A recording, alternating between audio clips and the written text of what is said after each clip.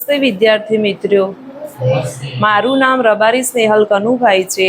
હું સ્વામી વિવેકાનંદ સર્વોદય bank education college મહેસાણાની પ્રશિક્ષણાર્થી છું. હવે હું તમારો પરિચય લઈશ. તમારું નામ શું છે? મારું નામ નાયની. તમે ક્યાંથી આવો છો? તમને શાનો શોખ છે?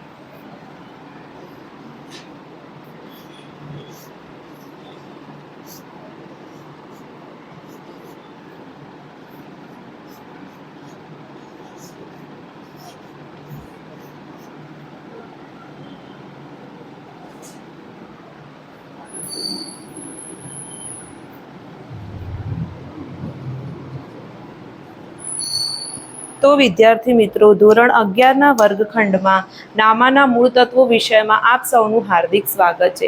આજે આપણે એક મહત્વના એકમ પાસબુક વિશે ચર્ચા કરીશું.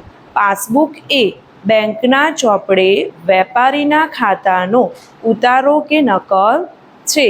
પાસબુક એ જ્યારે વેપારી બેંકમાં ખાતું ખોલાવે ત્યારે તેના વ્યવહારોની નોંધ કરવા માટે આપવામાં આવે છે. પાસબુક એ બેંકના ખાતાવહીમાં વેપારીના વ્યવહારોની જે નોંધ કરવામાં આવે છે તે પત્રક કે નિવેદન છે. અમુક વખતે પાસબુકની જગ્યાએ બેંકમાંથી નિયત સમયના અંતરે બેંક સ્ટેટમેન્ટ આપવામાં આવે છે અને તેમાં બેંક દ્વારા વ્યવહારો થતા હોવાથી તેમાં વ્યક્તિ ખાતાનો નિયમ લાગુ પડે છે. વ્યક્તિ ખાતાનો નિયમ લેનાર ખાતે ઉધાર, આપનાર ખાતે જમા. ઘણીવાર કોમ્પ્યુટરમાં પાસબુક નીકળતી હોય છે. તો વિદ્યાર્થી મિત્રો, હવે હું તમારી સમક્ષ પાસબુકનો નમૂનો રજૂ કરીશ.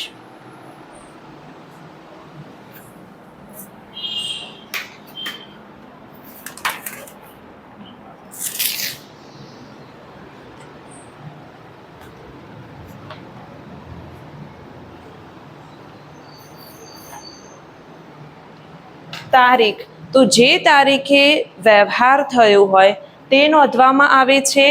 વિગત, તો કયા પ્રકારનો વ્યવહાર થયો છે તે નોંધવામાં આવે છે. ચેક નંબર, જો વ્યવહારમાં ચેક દ્વારા નાણાંની લેવડ દેવડ થઈ હોય તો ચેક નંબર લખવામાં આવે છે. ઉપાડેલ રકમ, ખાતામાંથી ઉપાડેલ રકમ નોંધવામાં આવે છે. જમા કરાવેલ રકમ, ખાતામાં જમા કરાવેલ રકમ લખવામાં આવે છે. બાકી, ઉપાડેલ રકમ અને જમા કરાવેલ રકમનો તફાવત લખવામાં આવે છે. બેંક અધિકારીની સહી, તો જ્યારે પાસબુકના વ્યવહારો નોંધવામાં આવે છે ત્યારે બેંક તે વ્યવહારો ચકાસીને સહી કરે છે. પરંતુ જો કોમ્પ્યુટર દ્વારા પાસબુક નીકાળવામાં આવતી હોય તો બેંક અધિકારીનું ખાનું રાખવામાં આવતું નથી. પાસબુક એ બેંક દ્વારા તૈયાર થાય છે, જ્યારે કેશબુક એ વેપારી દ્વારા તૈયાર થાય છે. તો વિદ્યાર્થી મિત્રો, હવે હું કેટલાક પ્રશ્નો પૂછીશ.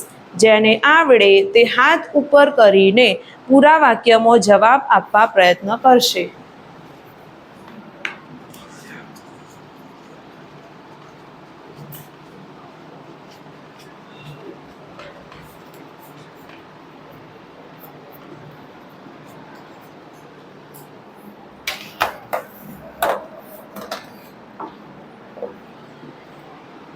પાસબુક એટલે શું?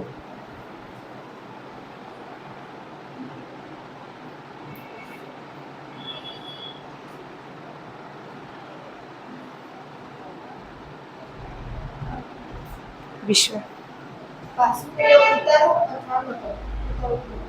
પૂરા વાક્યમાં જવાબ આપો, પ્રયત્ન કરો.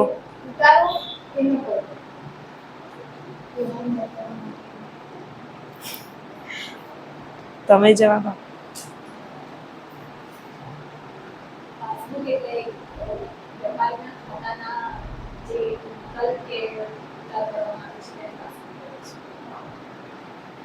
તમે જવાબ આપો.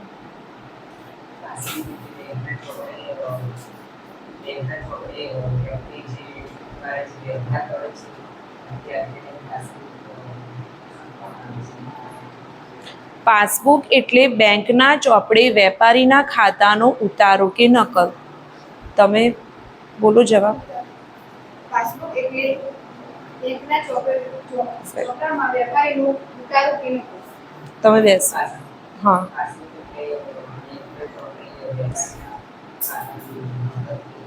ખૂબ સરસ. પાસબુકના ઉપયોગો જણાવો. પાસબુકનો ઉપયોગ વ્યવહારોની નોંધ કરવા માટે થાય છે. પાસબુકમાં કઈ કઈ વિગતો નોંધવામાં આવે છે?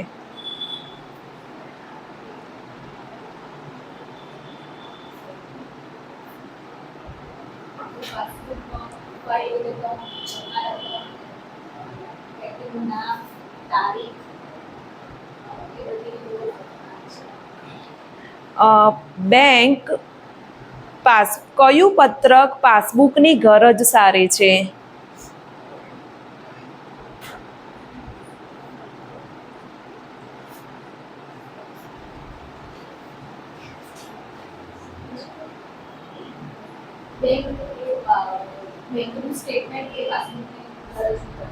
ખૂબ સરસ. વેપારી માટે બેંકનું ખાતું કયું છે?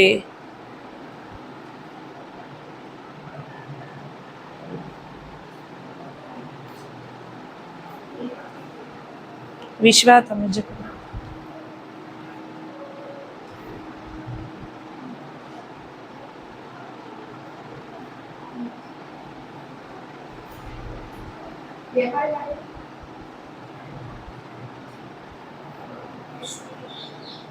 વેપારી માટે લેનાર ખાતે ઉધારથી આપનાર ખાતે જમા.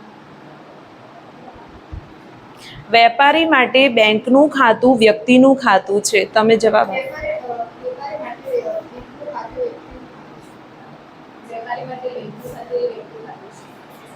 બેસો. વ્યક્તિ ખાતાનો નિયમ જણાવો.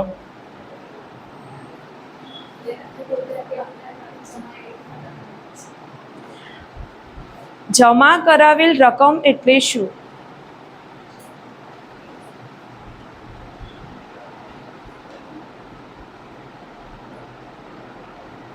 જમા કરાવેલ રકમ એટલે જે ખાતામાં જમા કરાયેલી હોય તે રકમ. ખૂબ સરસ. ઉપાડેલ રકમ એટલે શું? ઉપાડેલ રકમ એટલે ખાતામાંથી ઉપાડેલ રકમ. બાકી એટલે શું? બાકી એટલે ઉપાડેલ રકમ અને જમા રકમનો તફાવત. ખૂબ સરસ. પાસબુક અને કેશબુક વચ્ચેનો તફાવત જણાવો. પાસબુક બેંક દ્વારા આપવામાં આવે છે જ્યારે કેશબુક વેપારી દ્વારા આપવામાં આવે છે. તો વિદ્યાર્થી મિત્રો, આજે આપણે પાસબુક વિશે જે અભ્યાસ કર્યો અને તેમાં તમે જે સાથ સહકાર આપ્યો તેના બદલ ખૂબ ખૂબ આભાર.